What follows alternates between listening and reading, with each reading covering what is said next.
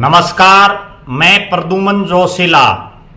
हरियाणा प्रदेश की राजनीति से एक और बहुत बड़ी खबर निकल करके बाहर आ रही है और वो खबर ये है कि हरियाणा के एक और राजनीतिक परिवार में आपसी दरार पड़ गई है, आपसी फूट हो गई है। राजनीति में सक्रिय दो भाइयों ने अलग अलग राह पकड़ ली है। आज नहीं बल्कि 1984-85 के दौर से राजनीति में सक्रिय इस परिवार के दो भाई एक ही पार्टी में रहते हुए अलग अलग हो गए हैं।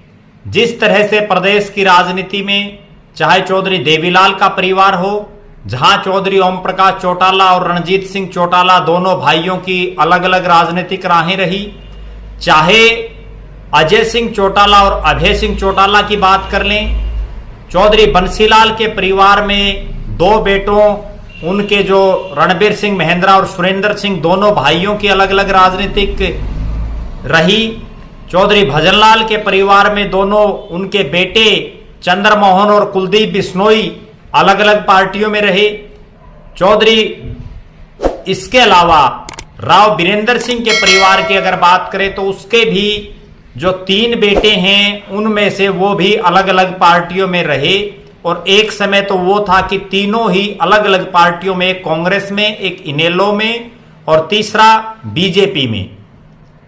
इसी तरह से ये वो कद्दावर नेता थे जिनका राजनीतिक परिवार मुख्यमंत्री रहा, जिनके परिवारों ने मुख्यमंत्री दिए प्रदेश की जनता को।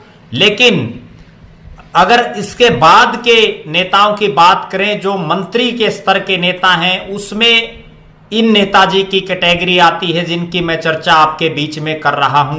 1989 में ये हिसार से सांसद बने चौधरी देवीलाल की पार्टी से, और एक ऐसी आंधी आई जिसमें इन्होंने सांसद बनने से पहले ग्रीन ब्रिगेड का निर्माण भी किया और 1989 में हिसार से सांसद बनकर के केंद्र में चंद्रशेखर जी की सरकार में ये केंद्र में पेट्रोलियम मंत्री बने।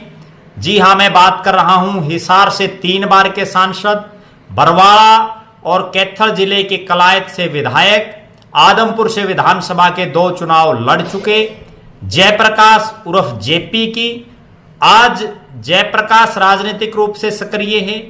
वो 1989, 1996 और 2004 3 बार हिसार से सांसद रहे।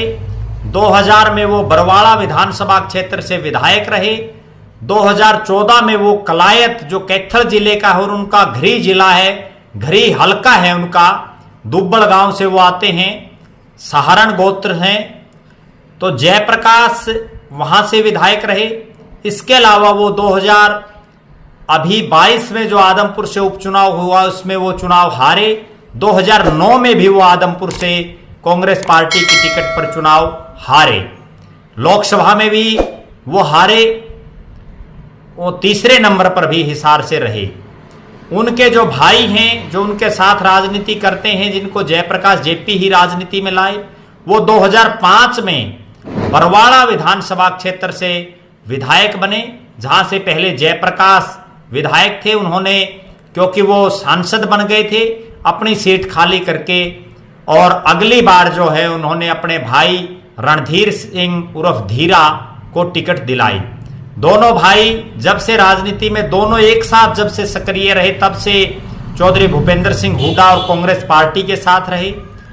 चौधरी भूपेंद्र सिंह हुड्डा में दोनों की निष्ठा रही। 2009 के बाद से रणधीर सिंह धीरा को कभी विधानसभा की टिकट नहीं मिली और वो राजनीतिक रूप से लगातार अंधियारे में जाते रहे। ज्यों ज्यों रणधीर सिंह धीरा राजनीतिक रूप से ओझल होते रहे, त्यों त्यों जयप्रकाश ने अपने बेटे विकास सहारण को राजनीतिक रूप से सक्रिय किया। हालांकि अपने बेटे को युवा कांग्रेस के जिला प्रधानी का चुनाव नहीं जिता पाए, उनका बेटा विकास सहारण जिला प्रधानी का चुनाव हार गया। लेकिन जो जो जयप्रकाश ये सार्वजनिक रूप से बयानबाजी करते रहे कि आदमपुर से मैं चुनाव लड़ूंगा, मेरा बेटा कलायत से चुनाव लड़ेगा।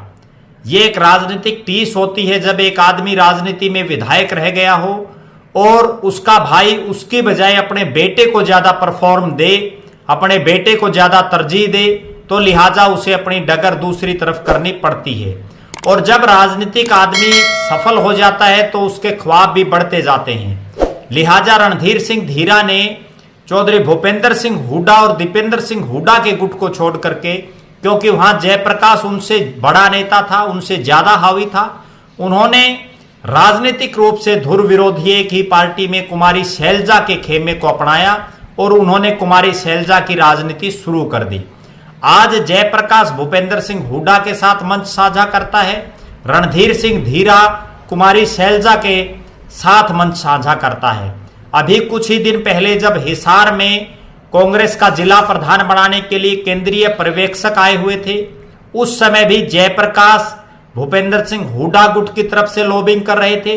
रणधीर सिंह धीरा बाहर कुमारी शैलजा और एसआर के गुट की तरफ से नारेबाजी करने वाले जो लोग थे उनके साथ थे। लिहाजा अब रणधीर सिंह धीरा की एक ख्वाहिश है कि उनको बरवाड़ा से विधानसभा की टिकट मिले। जयप्रकाश की ख्वाहिश ये है कि वो पहले लोकसभा का चुनाव लड़े, अगर उसमें जीत जाते हैं तो अपने बेटे को कलायत से चुनाव लड़ाएं, अगर वहां कोई उकचुक हो जाती है तो खुद आदमपुर से और अपने बेटे विकास को कलायत से टिकट दिलाएं। लेकिन यह भी एक कड़वी सच्चाई है कि इतना बड़ा राजनीतिक परिवार ना होने की वजह से कांग्रेस पार्टी संभवतः एक परिवार में एक से ज्यादा टिकट देती हुई दिखाई नहीं दे रही।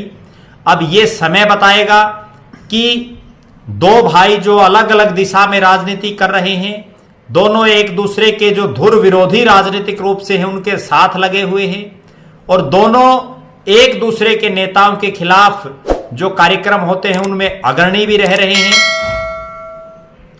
लिहाजा अब देखना यह है कि बाजी चौधरी भूपेंद्र सिंह हुड्डा के खेमे से जयप्रकाश या उसके बेटे के हाथ में लगती है या कुमारी शैलजा के खेमे से रणधीर सिंह धीरा के हाथ में लगती है। लिहाजा हरियाणा के एक और राजनीतिक परिवार में जिस तरह से बिखराव हुआ है, ये संकेत देता है कि राजनीति में परिवार की बजाय राजनीति बड़ी है। जहां राज प्लस नीति आ जाती है, शाम दाम दंड भेद कोई भी नीति अपनाएं, लेकिन सत्ता हाथ आनी चाहिए।